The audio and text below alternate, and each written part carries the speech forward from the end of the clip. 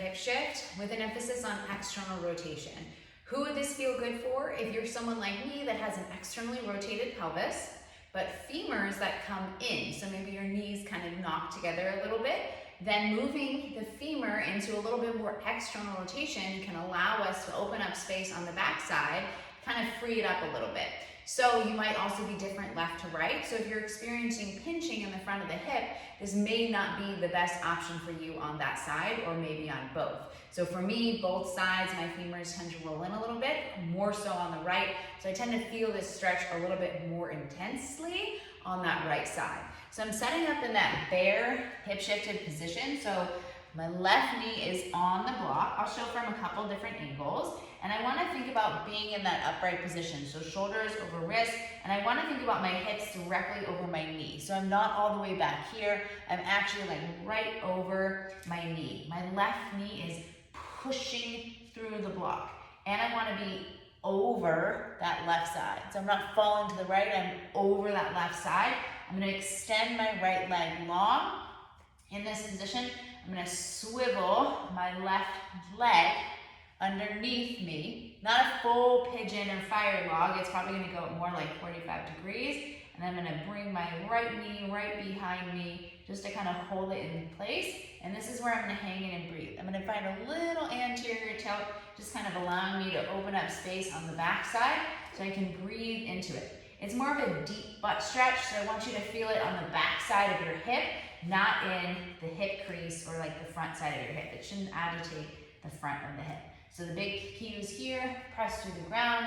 You want to make sure these ribs stay back and the pelvis stays open and you're over that left side so that you can actually kind of breathe into that space. Okay, if you're feeling like it's only a stretch in the front side of the hip, you're feeling pinching on the front side or anything happening here, then maybe you just stay in that bear hip shift position and breathe. And you don't do the swivel and take that femur into external rotation. So for me on the left side, it actually feels a little bit better to just stay in that bear hip shift. And that's because I am in a little bit more external rotation on that left side. On the right side, it feels a lot better to go into that external rotation. So this is, once again, your bear hip shift, right side. I'm thinking about extending this left leg long. I'm going to think about shoulders over wrists and hips over knees. So I'm not all the way back here. I'm right on top of it.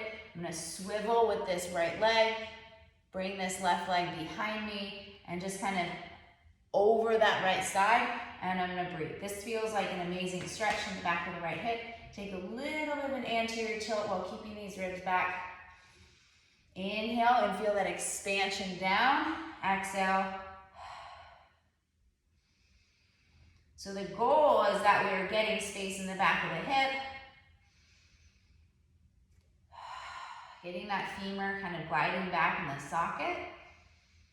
Kind of freeing up space so when we go into like more hip shift variations or strength-based movements, we have somewhere for ourselves to sit into. Remember to stay over that side, extend, and then swivel and bring the knee and connect.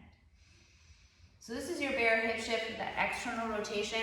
Remember, this works well if your knees tend to kind of come in, and if you are more neutral or externally rotated in the femurs, stick to the standard bear hip shift. It might feel a little bit better. We don't want to feel any pinchy in the front of the hip.